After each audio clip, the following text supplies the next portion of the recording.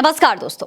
राहुल गांधी ने अपने एक भाषण में बताया था कि असम के जो मुख्यमंत्री हैं वो हिंदुस्तान के सबसे भ्रष्ट मुख्यमंत्री हैं और उसी भ्रष्ट मुख्यमंत्री की कुर्सी छीनने के लिए अब राहुल गांधी दोस्तों कमर कस चुके हैं। कांग्रेस को अगले साल होने वाले असेंबली चुनाव को लेकर जिन दो राज्यों पर सबसे ज्यादा उम्मीद है उनमें से एक तो है असम और दूसरा है केरल। इस वक्त असम सबसे अहम है क्योंकि इसे लेकर के कांग्रेस की तैयारियां शुरू हो चुकी हैं। दोस्तों, इन दोनों ही राज्यों में सत्ता वापसी की बात हो रही है, लेकिन असम को लेकर के जिस तरीके की तैयारियां शुरू हुई हैं उसे देख करके लगता है कि कांग्रेस इस बार कुछ ना कुछ कमाल जरूर करने वाली है। असल में दोस्तों, कांग्रेस इस बार एकजुट होकर चुनाव लड़ने जा रही है और भारतीय जनता पार्टी को सत्ता से बेदखल करने की पूरी प्लानिंग अभी से कर चुकी है।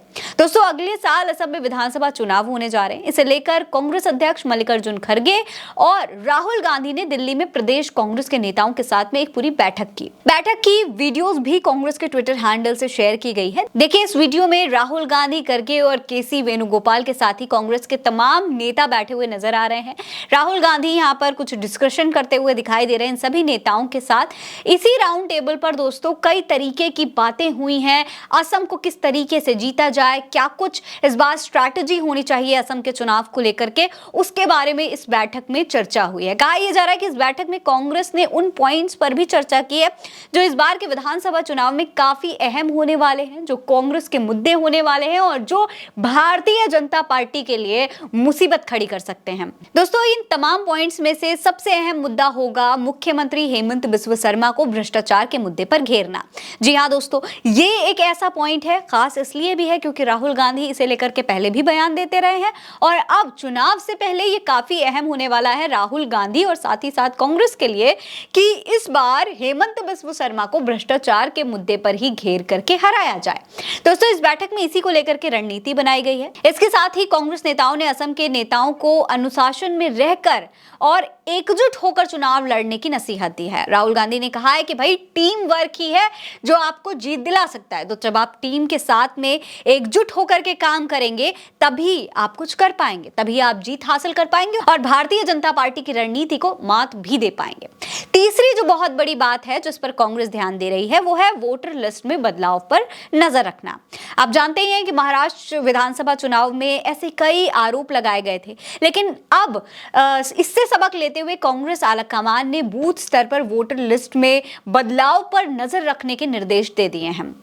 दोस्तों, सूत्रों के मुताबिक बैठक में राहुल गांधी ने असम प्रभारी जितेंद्र सिंह को स्पष्ट निर्देश दिए हैं कि अगर कोई नेता पार्टी के अनुशासन का उल्लंघन करता है तो उसके खिलाफ भी कार्रवाई की जाए, सख्त से सख्त कार्रवाई की जाए। असल में दोस्तों, बैठक में कुछ नेताओं ने ये शिकायत की थी कि कांग्रेस के कुछ नेता हैं जो कि हेमंत बिस्वा शर्मा के संपर्क में है, जो कांग्रेस को कहीं ना कहीं धोखा दे सकते हैं। राहुल गांधी ने नेताओं को इसी को लेकर के चेतावनी दी है। राहुल ने नेताओं को असम में नए परिसीमन के बाद बने राजनीतिक समीकरण को ध्यान में रखकर ज्यादा मेहनत करने के निर्देश भी दिए हैं। दरअसल असम में जो इस बार विधानसभा चुनाव होंगे वो नए परिसीमन के तहत हो रहे हैं, जिसमें मुस्लिम बहुल सीटों की संख्या कम हो गई है।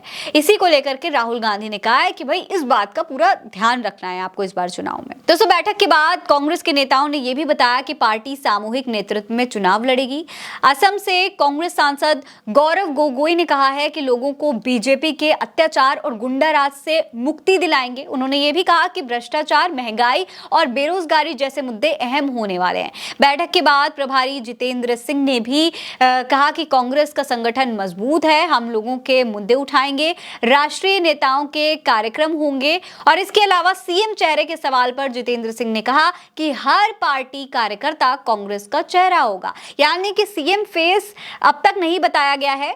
कांग्रेस ने सीएम फेस का कोई ऐलान नहीं किया है, सिर्फ ये कहा है कि कांग्रेस के जितने भी लोग हैं वो उनमें से कोई भी सीएम हो सकता है, कोई भी मुख्यमंत्री हो सकता है। तो इसीलिए कांग्रेस के जितने चेहरे हैं वो सब सीएम फेस हैं।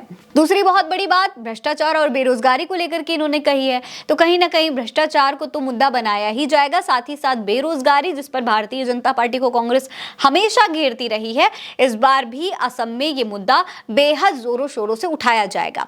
दूसरी जो बहुत बड़ी बात है वो ये है कि छोटे दलों के साथ में गठबंधन की तैयारी है।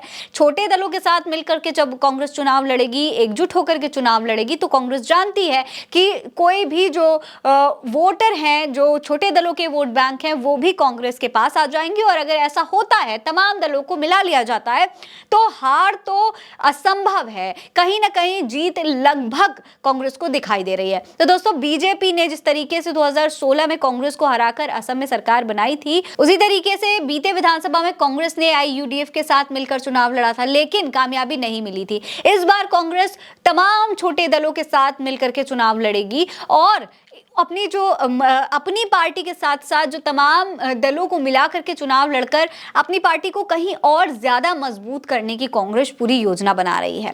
हालांकि दोस्तों, सीट बंटवारे की तस्वीर फिलहाल इस बैठक के बाद साफ नहीं हो पाई है। इसको लेकर भी जल्द ही कांग्रेस चर्चा कर सकती है। आगे क्या होगा, सीट बंटवारे को लेकर के क्या कुछ प्लानिंग की जाएगी, इसके बारे में भी हम आपको जरूर बताएंगे। फिलहाल इस खबर में इतना ही। ये खबर आप उल्टा चश्मा UC पर देख रहे हैं। नमस्कार।